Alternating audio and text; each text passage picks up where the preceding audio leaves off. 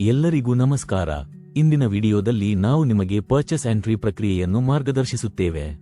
ಪ್ರಾರಂಭಿಸಲು ಪರ್ಚೇಸ್ ವಿಭಾಗಕ್ಕೆ ನ್ಯಾವಿಗೇಟ್ ಮಾಡಿ, ನಂತರ ಪರ್ಚೇಸ್ ಎಂಟ್ರಿ ಮೇಲೆ ಕ್ಲಿಕ್ ಮಾಡಿ.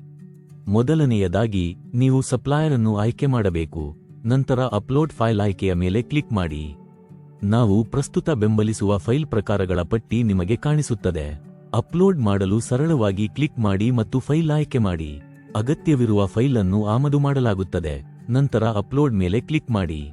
ಫೈಲ್ ಅಪ್ಲೋಡ್ ಆದ ನಂತರ ಮ್ಯಾಪಿಂಗ್ ಸ್ಕ್ರೀನ್ ಕಾಣಿಸುತ್ತದೆ. ಇಲ್ಲಿಯೇ ನೀವು ಅನ್ಮ್ಯಾಪ್ಡ್ ಐಟಂಗಳನ್ನು ಮತ್ತು ಕ್ಲೋಸ್ ಮ್ಯಾಚಸ್ ಸೂಚನೆಗಳನ್ನು ಕಾಣುತ್ತೀರಿ. ಐಟಂದ ವಿವರಗಳನ್ನು ವೀಕ್ಷಿಸಲು ಇನ್ಫೋ ಮೇಲೆ ಕ್ಲಿಕ್ ಮಾಡಿ.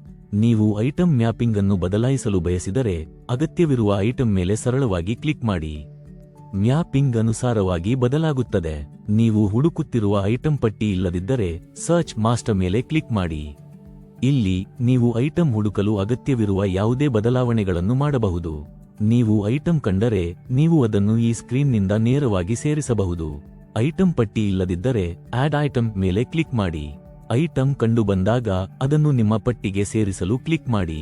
ಐಟಂ ಯಶಸ್ವಿಯಾಗಿ ಸೇರಿಸಲಾಗುತ್ತದೆ. ಮ್ಯಾಪ್ ಸ್ಕ್ರೀನ್ನಲ್ಲಿಯೂ ಈ ಪ್ರಕ್ರಿಯೆ ಒಂದೇ. ಇಲ್ಲಿ ಐಟಂಗಳನ್ನು ಅವರ ಪರ್ಫೆಕ್ಟ್ ಮ್ಯಾಚಸ್ಗೆ ಮ್ಯಾಪ್ ಮಾಡಲಾಗುತ್ತದೆ.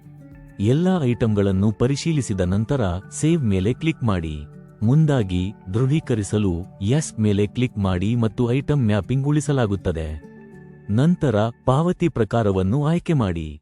ಈ ಹಂತದಲ್ಲಿ ಅನ್ವಯವಾಗಿದ್ದರೆ ನೀವು ಡಿಸ್ಕೌಂಟ್ ಅನ್ನು ಅನ್ವಯಿಸಬಹುದು. ಎಲ್ಲಾ ಅಗತ್ಯ ಕ್ಷೇತ್ರಗಳನ್ನು ಭರ್ತಿ ಮಾಡಿದರೆ ನಂತರ ಸಬ್ಮಿಟ್ ಮೇಲೆ ಕ್ಲಿಕ್ ಮಾಡಿ ಮತ್ತು ಪರ್ಚೇಸ್ ಬೆಲ್ ರಚಿಸಲಾಗುತ್ತದೆ. ಇಲ್ಲಿಂದ ಎಡಿಟ್ ಆಯ್ಕೆಯೂ ಇದೆ. ನೀವು ಇಲ್ಲಿ ನೇರವಾಗಿ ಖರೀದಿಯನ್ನು ಎಡಿಟ್ ಮಾಡಬಹುದು ಮತ್ತು ಬಲ್ಕ್ ಎಡಿಟ್ ಆಯ್ಕೆಯಿಂದ ಐಟಂ ವಿವರಗಳನ್ನು ಮತ್ತು ಖರೀದಿ ಸ್ಟಾಕ್ ವಿವರಗಳನ್ನು ಎಡಿಟ್ ಮಾಡಬಹುದು. ನೀವು ಈ ಸ್ಕ್ರೀನ್ನಿಂದ ನೇರವಾಗಿ ಪ್ರಿಂಟ್ ಲೇಬಲ್ ಆಯ್ಕೆಯನ್ನು ಹೊಂದಿದ್ದೀರಿ. ಧನ್ಯವಾದಗಳು.